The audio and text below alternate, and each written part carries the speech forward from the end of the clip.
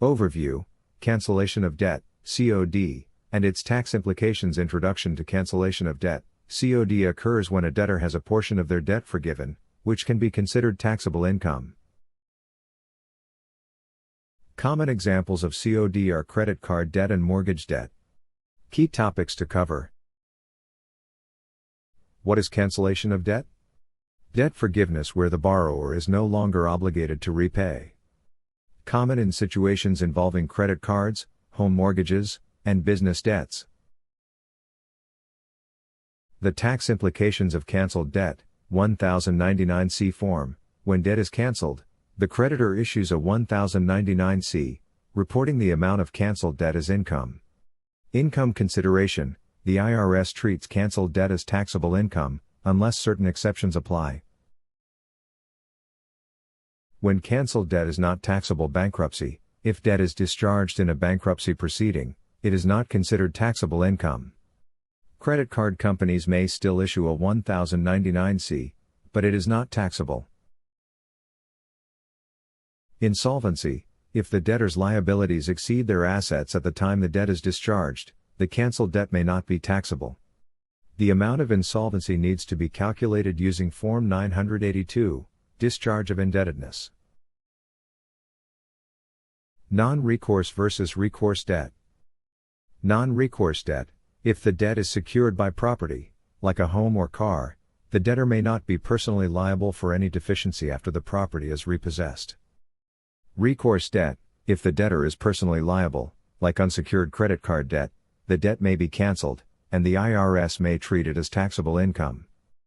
Important considerations for tax professionals. Form 1099-C and its reporting. Always report canceled debt on Schedule 1 of the tax return. If canceled debt is due to insolvency or non-recourse debt, a negative entry must be made to net off the income. Include an explanation and attach Form 982 if the debt is discharged due to insolvency. Section 121 Exclusion for homes. If a home mortgage is forgiven, it may qualify for exclusion under Section 121 of the Internal Revenue Code. This exclusion can help reduce taxable income from canceled mortgage debt. Be cautious with state-specific rules like in California, which does not conform to federal mortgage debt forgiveness rules. Handling specific scenarios in tax returns. Discharge of credit card debt. When a taxpayer receives a 1099-C for canceled credit card debt, the amount must be carefully reviewed. If it's secured debt or the taxpayer is insolvent, the amount may not be taxable. Home foreclosures and mortgage modifications. When a home is foreclosed or undergoes a mortgage modification, the amount of forgiven mortgage debt must be reported. If canceled mortgage debt exceeds certain thresholds, it could qualify for tax exclusion. Insolvency Worksheet and Form 982. Insolvency Calculation.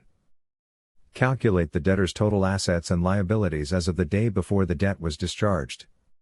This includes checking accounts, property values, e.g., using Kelley Blue Book for car values, and retirement funds. Use the Insolvency Worksheet to help determine if the debtor qualifies for insolvency and what portion of the debt should be excluded from taxable income.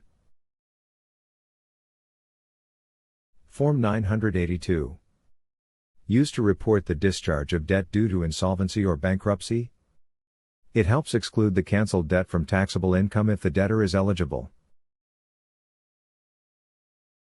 Practical steps for tax professionals. Evaluate the debt. Determine if the debt is recourse or non-recourse. Assess whether the debt cancellation is related to insolvency or bankruptcy. Ensure proper documentation. 1099-C, Form 982, is attached to the tax return. Provide clear documentation. When dealing with canceled debt, always include notes on the tax return explaining the reason for exclusion, insolvency, non-recourse debt, bankruptcy. Attach necessary forms, Form 982, to support exclusions and reductions in taxable income. Avoid common errors. Do not skip reporting canceled debt on the tax return, even if you believe it may not be taxable. If in doubt, it's safer to report canceled debt with a negative adjustment, which can be corrected if needed. Dealing with IRS notices, CP 2000 addressing CP 2000 notices. If a CP 2000 notice is received for canceled debt, respond promptly by attaching a corrected return with Form 982 and an insolvency worksheet. Provide documentation showing that the canceled debt should not be taxed due to insolvency or other exclusions. Conclusion. Tax considerations for canceled debt. Always analyze the type of debt, the reason for cancellation, and the debtor's financial situation before determining tax liability. Using forms like 1099-C and 982 correctly, and understanding exceptions like insolvency and bankruptcy, is crucial for accurately reporting canceled debt.